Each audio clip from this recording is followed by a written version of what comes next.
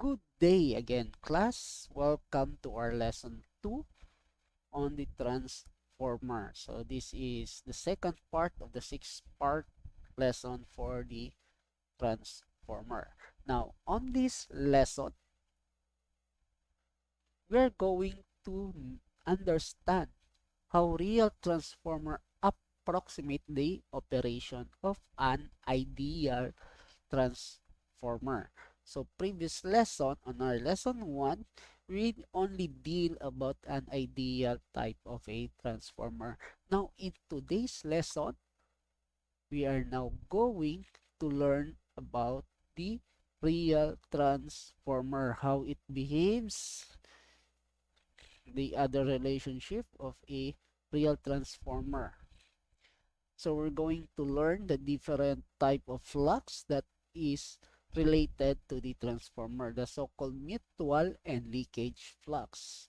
What are the relationships?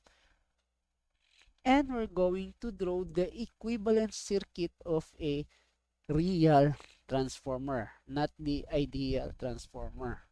So as you can see, if you're going to draw this equivalent circuit of a real transformer, it's quite different with the circuit of an ideal transformer.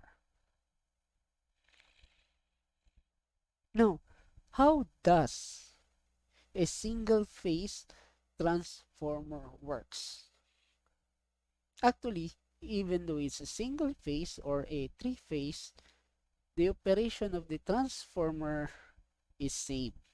Now, I'm just going to show you a simplified version, which is a single phase transformer. So, this is the 3D look of a transformer representation, a 3D representation of a transformer. So we have a primary winding and a secondary winding, and of course it is wound or wrapped around in iron core or the ferromagnetic core. So a transformer will operate like this. When the primary coil is energized, that is, a voltage is being induced on the primary coil, a current will pass through that coil at the primary coil. On this lesson, primary is being represented as 1. So if there's a voltage, or if a voltage was induced on the coil, a current will pass through it. So the coil will produce flux or the so-called magnetic flux that will be induced to the secondary coil. So remember, the two coils are not physically connected. So the only thing that connects them is through a magnetic flux, wherein that flux from one coil will transfer to the other coil. So it will pass through the iron core. So from Faraday's law, if you remember your electromagnetic subject, so in Faraday's law, it states that E is equal to N d flux over dt, wherein E represent the induced voltage or the EMF, and N represent the number of turns. So an induced voltage will be produced once there is a flux that changes through time. That is why a transformer will not work if the voltage is in direct current. It is not an alternating current or AC because of the Faraday's law. because in a direct current, the flux never change through time.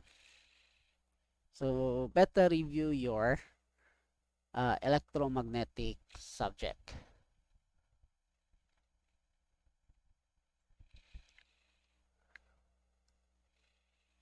So the induced voltage of the mutual induction in the secondary coil is called the transformer voltage. That is at the secondary side. So the action that creates the EMF or the E is known as the transformer action. So remember that E in the Faraday's law. So that is called the transformer action. Now, there are two types of flux that can be found on a real transformer.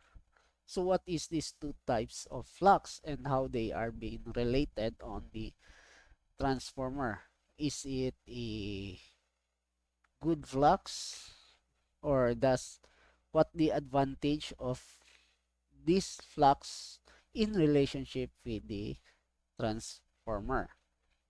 So the first one is what we call the mutual flux. So it is a flux which remain in the core and links both windings. So mutual flux, or the clue word here is mutual. So which means that this type of flux is present on both windings. While the other flux is what we call a leakage flux, or just a representation of L. That's a phi L. So with the subscript of L. The P there, as you can see, the symbol is a phi LP. The P represent that it's on a primary side.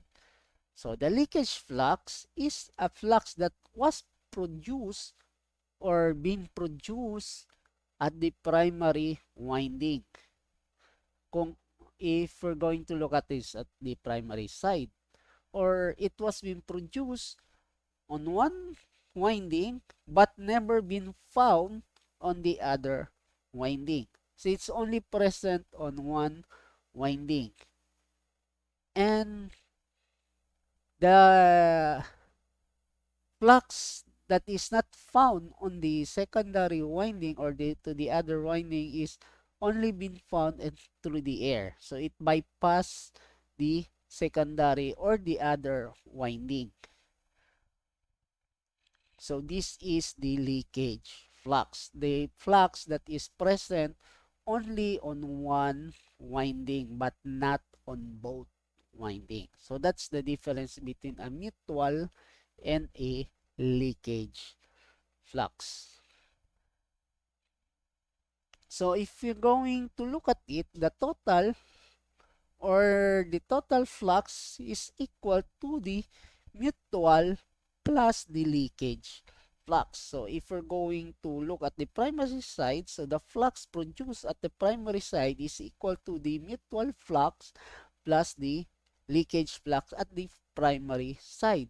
While on the secondary side, the total flux that produced on the secondary side is equal to the mutual flux on both coil plus the leakage flux on the secondary side. Now, this is for a well-designed transformer. That is, of course, if you're really going to the ideal portion of a transformer, a well-designed transformer is that the mutual flux is much more greater than the leakage flux. It's almost reached to the point wherein the leakage flux is just negligible compared to the mutual flux. And the ratio of the total voltage on the primary side of the transformer to the voltage on the secondary side is approximately So just like the ideal transformer equation, Vp over Vs is equal to the turns ratio Np over Ns, which is equal to A. So that is the relationship for a well-designed transformer.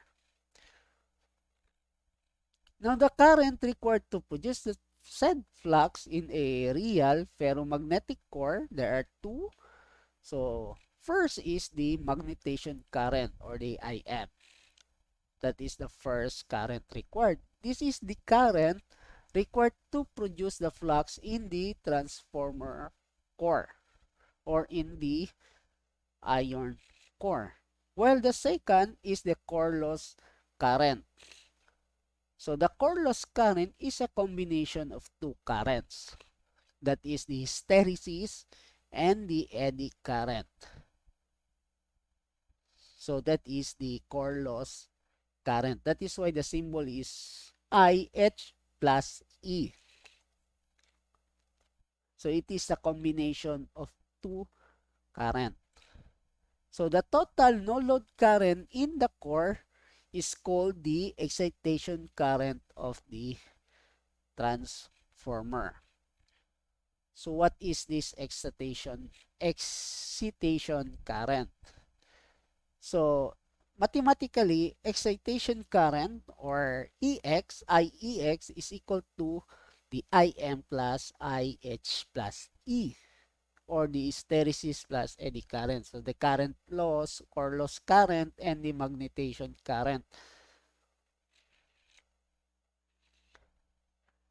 Now, of course, this is an ideal transformer. So on no, this is a real transformer. Now on a real transformer, there will always be a loss. So what are these losses that we should consider in a real transformer? So the first loss is the copper loss, or it represented by P, that will be a subscript R, PR, or the copper losses. So what is this copper losses? So copper losses are the resistive heating losses in the primary and the secondary windings of the transformer. They are proportional to the square of the current in the windings.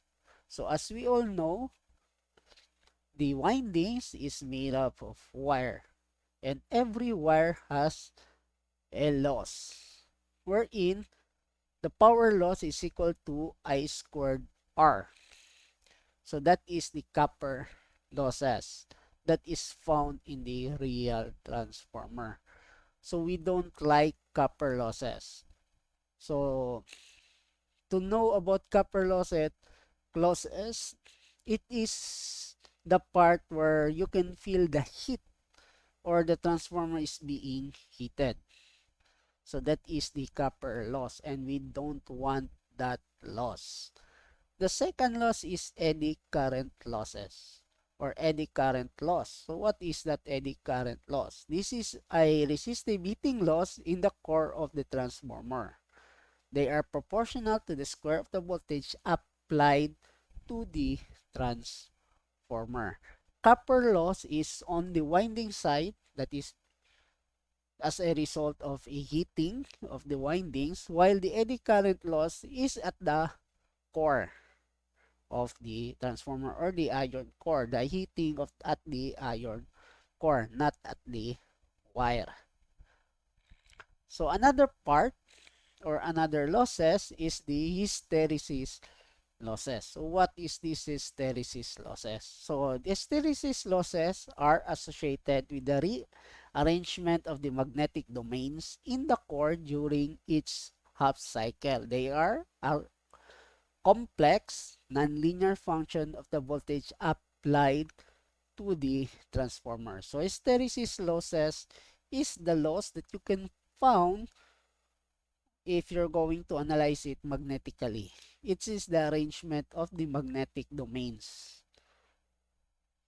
So hysteresis is concerned with the magnetic arrangement of the at the transformer. Because as a result of these losses, this will produce the flux. If you have a loss in hysteresis, so the flux may become weaker, or it's okay if it goes stronger.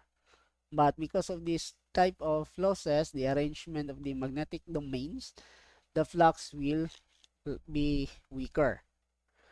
The next is the leakage flux, wherein, as said earlier, the leakage flux is only present at one of the coil but not at the other coil.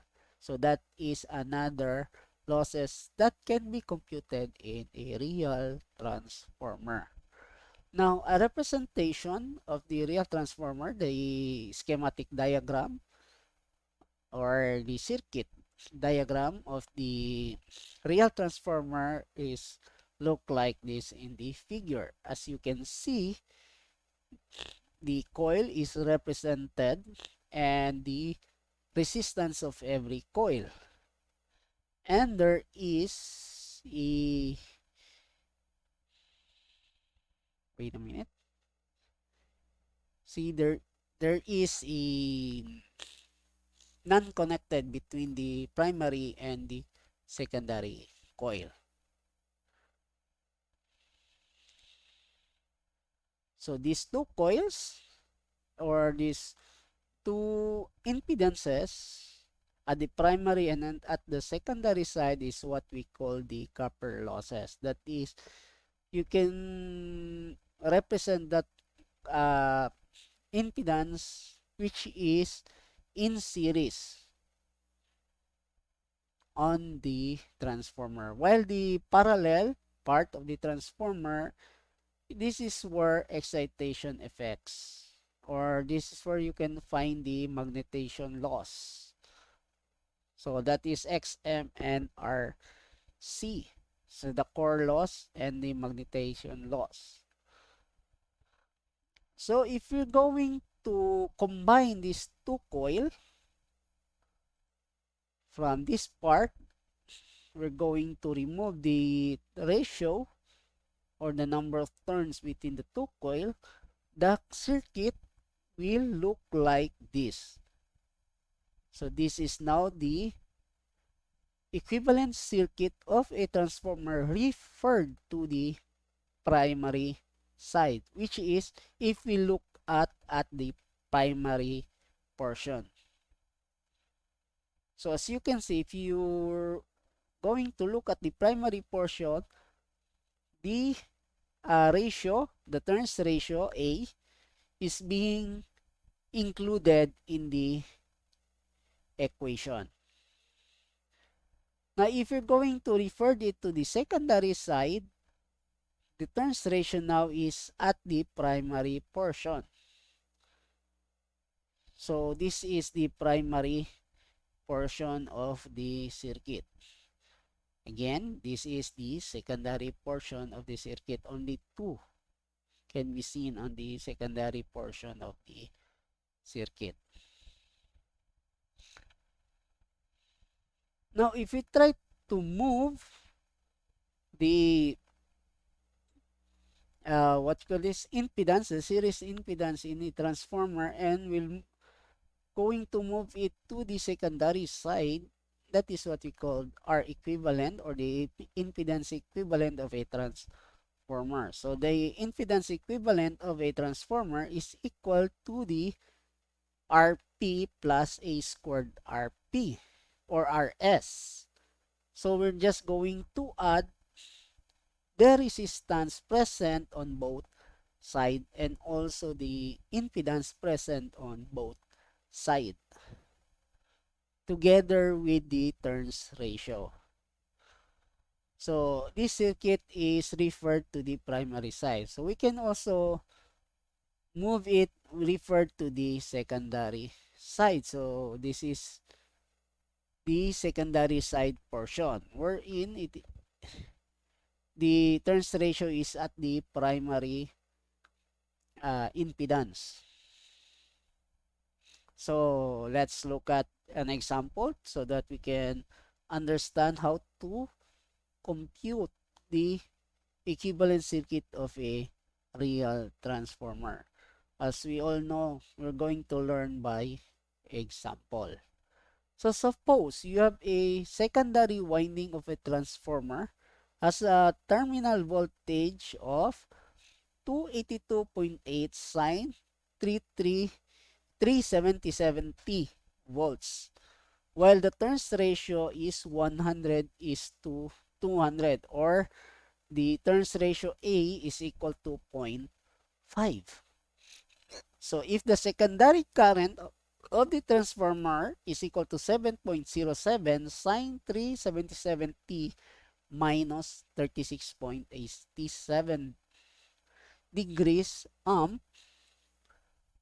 first, what is the primary current of this transformer? So we have a secondary voltage, we have a secondary current, and the turns ratio. So we're going to look at the primary current and the voltage regulation. So what are its voltage regulations and efficiency? The second is the impedance of this transformer referred to the primary side. So this is the data. So R is equal to R equivalent is equal to 0.20 ohms, while RC is equal to 300 ohms. X equivalent is 0.75 ohm, and the XM is equal to 80 ohms. So this is the impedance value of the transformer with respect to the primary side.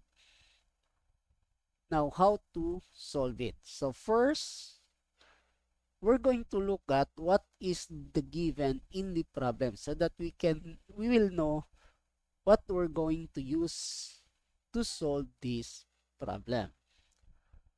So first, the secondary voltage is given. The turns ratio is also given. And the secondary current is also given. Now, the R equivalent and the RC, or the resistance in the core, and also the X equivalent and the XM is also given in the problem. Now, we're looking for the primary current of this transformer and the voltage regulation and efficiency. So, to solve it, we're going to look at the equivalent circuit of this transformer. So if you're going to look at the equivalent circuit referred to the primary side, so the equivalent circuit looks like this. So we plug down all the values that are given, so we can solve or analyze what are the values that are being looked for.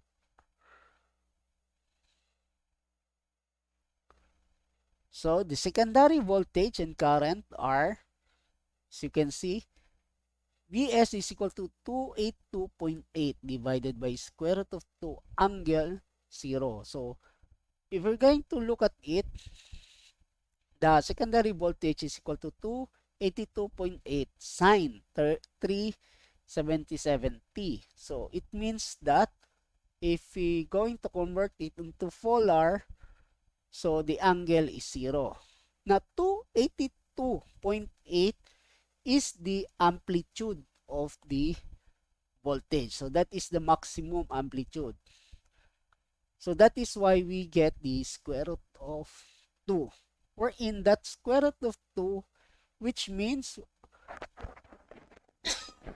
excuse me, we're going to solve for we're looking for the RMS value of the voltage at the secondary side. So that is square root of 2. Remember RMS, root mean square. So therefore, the secondary voltage RMS value is 200 angle 0 degrees. While for the secondary current, it is equal to 5 angle of negative 36.87 degrees. So we're computing it using the RMS value, not the maximum voltage value or Vmax or the amplitude, maximum amplitude of the voltage.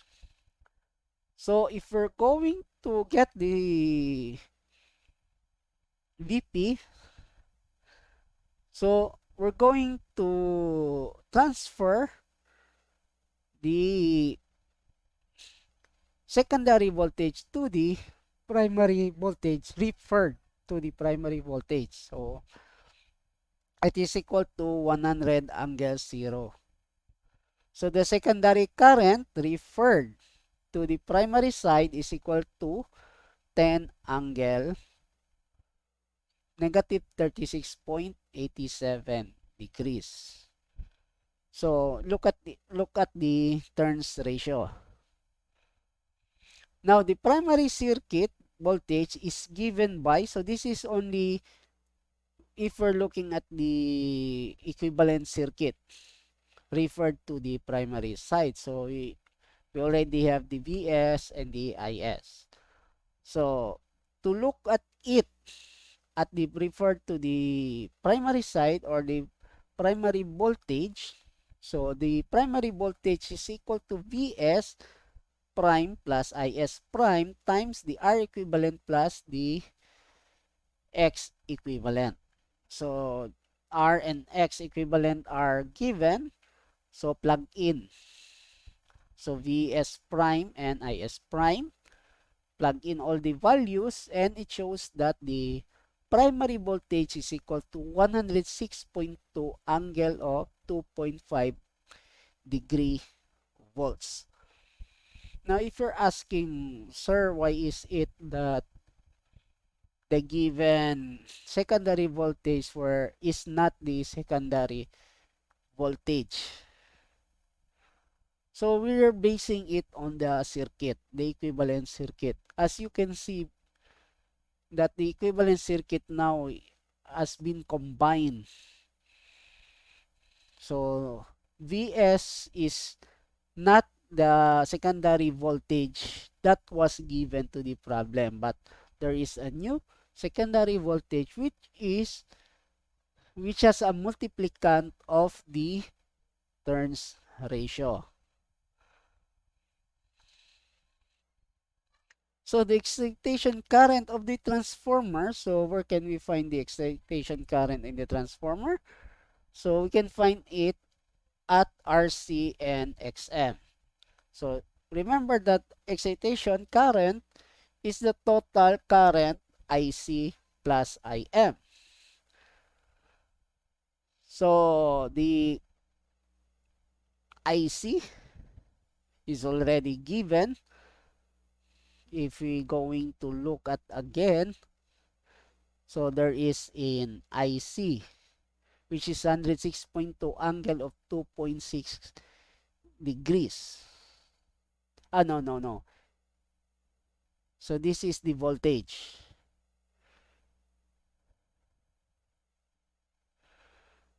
So if we're going to solve it, so the voltage is 106.2 angle of 2.6 degrees divided by the lower portion is the value of RC plus 106.2 angle of 2.6 divided by the value of XM. So that is equal to 1.37 angle of negative 72.5 degree amp. So this portion is the voltage divided by the resistance formula to get IC. So IC, since the core loss current can be found using the voltage divided by the RC, while this is the XM. So therefore, the total primary current of this transformer is, so the total is Is plus I excitation current, IEX. So therefore, it is 10 angle negative 36.87 degrees plus 1.37 angle of negative 72.5. So the primary current is equal to 11.1 angle of negative 41 degree amp. Then the voltage regulation of the transformer at this load is equal to VR is equal to VP minus AVS over AVS, or it is simply the power in at the voltage at the primary side minus the voltage at the secondary side divided by the secondary side times 100. So as a result, it has a 6.2% voltage regulation. So the input power to this transformer, so B in is equal to VPIP cosine theta. So plug in for the values. And the power of the transformer is equal to 854 watts. So if you're wondering where did we found the 43.6 degrees, so it is the angle difference between the primary voltage and the primary current. So their difference is equal to 43.6 degrees. So as you can see, 41 plus 2.6 is equal to 43.6. Now the output power from this transformer is that VSIS cosine theta. So we're looking at the secondary side, which is equal to 800 watts. So as you can see, the input and the output power is not the same, but it's almost the same because 854 is the input and 800 watts is the output. So since we're dealing on a real transformer, so there is a losses in the device. So therefore, the transformer efficiency is P out over P in times 100, or that is 800, that is the out, and the in is 854 times 100, so it is 93.7% transformer efficiency. So there, as you can see, there's a difference between the output and the input in a real transformer than in an ideal transformer. In an ideal transformer, the input is equal to the output, but in a real transformer, that is not the same. So do you have any question? So if you don't have any question, don't forget to like and subscribe this YouTube video so that you will be alarmed. A notification will send to you once there is a new video for this lesson. Thank you and see you next video.